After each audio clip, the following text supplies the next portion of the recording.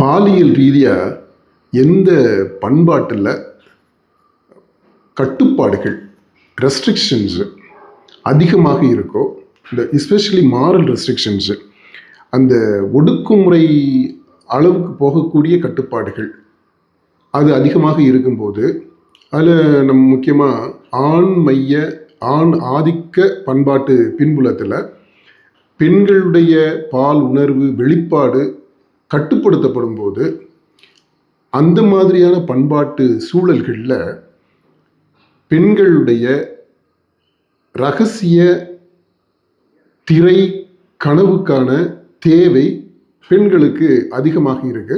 இந்த திரை கனவினுடைய தாக்கம் இந்த மாதிரி ஒடுக்கப்படுகின்ற சூழலுக்கு ஆளாகி இருக்கக்கூடிய பெண்கள் இருக்கிறாங்க இல்லையா, அந்த பெண்கள் மத்தியில் அத்தகைய பண்பாட்டில் பெண்கள் மிக எளிதாக இந்த திரைக்கனவுக்கு அடிமையாகிறாங்க அப்படின்னு கூட நம்ம சொல்லலாம். அல்லது அவர்களுக்கு இந்த மாதிரியான ரகசியமான திரை கனவுகளுக்கான தேவை அதிகமாக இருக்கு. ஏன்னா யதார்த்த வாழ்க்கையில் அவங்களுடைய பால் உணர்வு வெளிப்பாடு ஒடுக்கப்படுது, அது கண்டிக்கப்படுது, ரெஸ்ட்ரிக்ட் பண்ணப்படுது, தண்டிக்கப்படுது. அப்படிப்பட்ட ஒரு சூழ்நிலையில் அவங்க ரகசியமாக தான் அந்த உணர்வுகளை வெளிப்படுத்த முடியும்.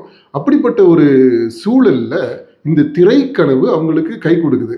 அதனால தான் இந்த தமிழ் பண்பாடு நம்ம எடுத்துக்கிட்டோம் அப்படின்னா, இதை பற்றி நீங்கள் என்ன சொன்னாலும் சரி, ஆனால் இந்த இது ஆண் ஆதிக்க பண்பாட்டு பின்புலம் அப்படின்னு நம்ம சொன்னோம் பார்த்தீங்களா, அது தமிழ் பண்பாட்டுக்கும் அப்ளிகபிள் தான்.